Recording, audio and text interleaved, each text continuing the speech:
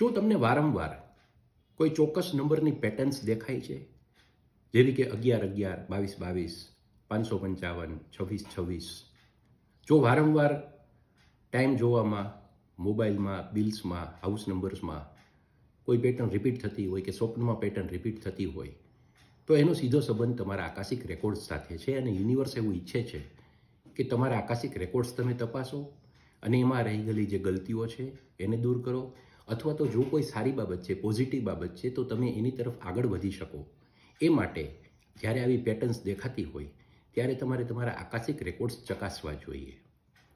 પ્રકૃતિ જ્યારે તમારી એક લેયર ચેન્જ કરવા માગતી હોય છે ત્યારે આવા પેટર્ન્સથી તમને સ્પેશિયલ સંકેત આપે છે.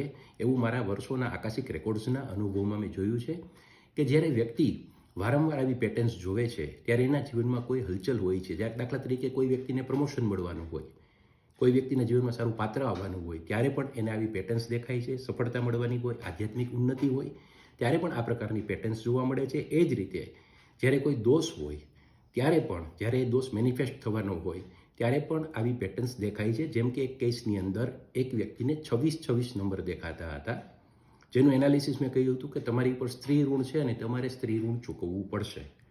ત્યારે એ વ્યક્તિએ કહ્યું કે મારા જીવનમાં આવતી વ્યક્તિ મને ગિફ્ટ આપે છે, હું કદી ગિફ્ટ આપતો નથી, મેં કદી કોઈ સ્ત્રી ઋણ ચૂકવ્યું નથી. પરંતુ એમના લગ્ન થયા બાદ લગ્નમાં ભંગાણ પડ્યું અને એમના પત્નીને એણે સારી એવી એમાઉન્ટ ચૂકવવાની આવી.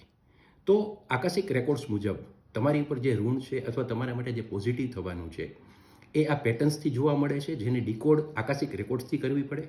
અને આકાશિક રેકોર્ડ્સમાં ડીકોડ કર્યા પછી એ પ્રકારના ઉપાય કરવાથી જીવનમાં આપણે આપણા ધ્યેય તરફ આગળ વધી શકીએ છીએ અને સફળતા પ્રાપ્ત થાય છે.